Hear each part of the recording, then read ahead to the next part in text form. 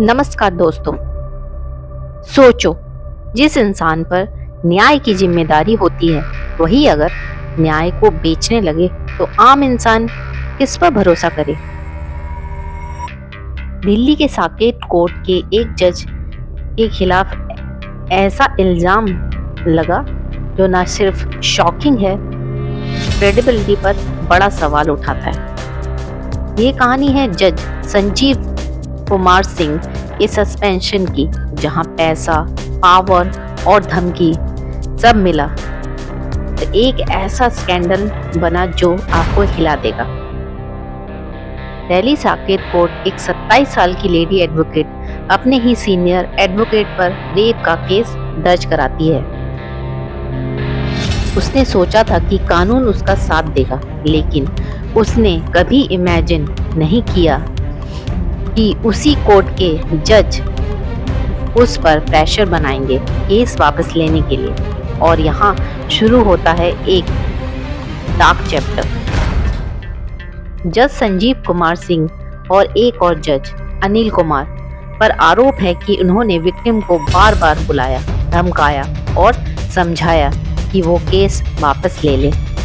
पहला प्रेशर डाला, बोलो कि तुमसे गलती से केस फाइल हो गया और स्टेटमेंट से मुकर जाओ। दूसरा प्रेशर डाला, मेडिकल टेस्ट मत कराना। और तो और 30 लाख का कैश ऑफर किया। लेकिन यही खत्म नहीं होता। जब विक्टिम ने मना कर दिया, उसको धमकी मिली, अगर तुम केस वापस नहीं लोगी तो तुम्हारे भाई को ड्रग्स के केस में फंसा दिया जाएगा। सोचो, एक जज जो कानून का रक्षक होना चाहिए वही कानून को अपने हाथ में लेता है, फैमिली को तोड़ने की धमकी देता है। लेकिन ये कहानी यहाँ पलट गई। विक्टिम ने हिम्मत दिखाई, वो चुप नहीं बैठी। उसने कॉल लॉग्स, व्हाट्सएप चैट्स और 3 से ज्यादा ऑडियो रिकॉर्डिंग सेव की और सबूत लेकर सीधा गई दिल्ली हाई कोर्ट के चीफ जस्टिस DK उपाध्याय के पास। सोचो, एक यंग लेडी लॉयर पावरफुल जज के अगेंस्ट स्टैंड लेना, यह सिर्फ हिम्मत नहीं, एक मिसाल है। चीफ जस्टिस ने तुरंत कंप्लेन को विजिलेंस कमेटी के पास भेजा। कमेटी में 5 जज थे, जस्टिस प्रसाद, जस्टिस प्रतीक जैन, जस्टिस अमित बंसल, जस्टिस अमित शर्मा और जस्टिस मनोज जैन। उन्होंने सबूत देखे, ऑडियो रिकॉर्डिंग सुनी और फौरन फैसला दिया। संजीव कुमार सिंह को गिल्टी माना। 29 अगस्त को रजिस्ट्रार जनरल अरुण भारद्वाज ने एक ऑफिशियल सस्पेंशन ऑर्डर जारी किया और साथ ही संजीव कुमार सिंह को स्ट्रिक्ट इंस्ट्रक्शन दिया गया, दिल्ली छोड़कर नहीं जाओगे। लार्जर क्वेश्चन इज, लेकिन दोस्तों सवाल यह है कि क्या सस्पेंशन ही काफी है? क्या एक जज जो पैसा और धमकी का मिसयूज करता है, उसके लिए सिर्फ चेयर काफी है? उसके लिए सिर्फ चेयर खाली कर देना सही सजा है, या फिर उसके खिलाफ क्रिमिनल चार्जेस भी लगाना चाहिए? क्या उसकी गिरफ्तारी नहीं होनी चाहिए? यह केस एक एग्जाम्पल है।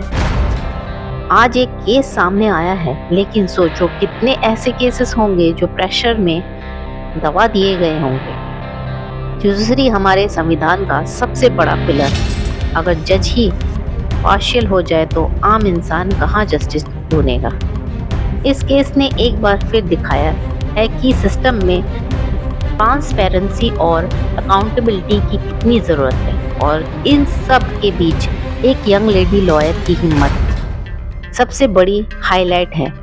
उसने पैसा ठुकराया, धमकी से नहीं डरी और सबूत सबके सामने रखे। आज जुडिशरी पर सवाल है, लेकिन विक्टिम की हिम्मत एक उड़ान भी है। एक मैसेज की सच्चाई के लिए खड़े रहो, चाहे सामने जज ही क्यों ना हो। तो दोस्तों, अब सवाल आपसे, क्या करप्ट जजेस के लिए सिर्फ सस्पेंशन काफी है, या उन्हें आम इंसान की तरह जेल भी जाना चाहिए? अपना ओपिनियन कमेंट में जरूर लिखना। और अगर आपको लगता है कि जुडिशरी में अकाउंटेबिलिटी बढ़ानी चाहिए तो इस वीडियो को शेयर करो।